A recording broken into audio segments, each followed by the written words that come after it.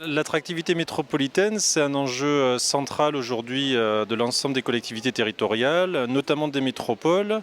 Ça consiste à s'interroger en fait sur la capacité des territoires à rayonner à travers leur territoire, mais également à exporter tout ce qui se fait de bien sur le territoire et également à faire venir sur le territoire et à faire venir beaucoup de personnes, mais également des capitaux. Donc ça peut être des touristes, des habitants, on parle beaucoup des talents également, et également faire venir des investisseurs, des entreprises qui vont venir aider le territoire à se développer. Ça fait partie de ça.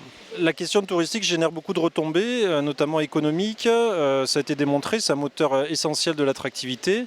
Et sur la chaire marketing territorial, on essaie de repérer les pratiques innovantes qui se font à l'international.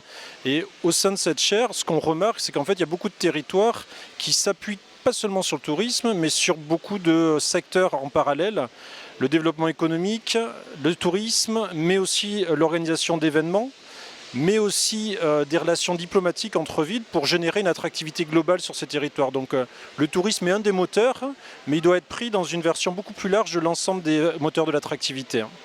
Ce matin, on va parler plus précisément de la partie économie circulaire parce qu'on voulait faire un petit focus sur on va dire un secteur de l'économie qui est en expansion, en développement. Il y a des grandes métropoles qui ont mis en place des démarches d'économie de partage, comme la ville de Séoul par exemple, et qui sont des démarches qui sont assez atypiques, originales. Donc on voulait avoir cette vision un peu atypique de l'économie sur cette matinée, donc autour du développement durable, de l'économie du partage et la fonctionnalité.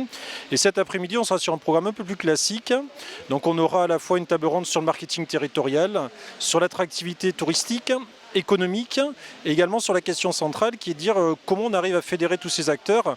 Le marketing territorial se fait sur un projet collectif avec les acteurs entreprises essentiellement, et c'est pour ça que c'est important que ça se fasse dans la semaine Aix-Marseille Université Entreprises. Les entreprises ne sont pas juste les destinataires de ces démarches d'attractivité, elles en font partie. Donc elles contribuent à l'élaboration des stratégies d'attractivité. Donc on va un peu s'interroger sur ça et dire voilà, comment les entreprises peuvent s'associer à ces démarches d'attractivité. Ça fait partie des logiques managériales qu'on a aujourd'hui dans les pratiques, on va dire, du secteur public, de travailler avec des entreprises, avec les autres acteurs de l'attractivité. Ça peut être aussi bien des grandes que des PME, que des TPE, aussi bien l'artisanat bien entendu.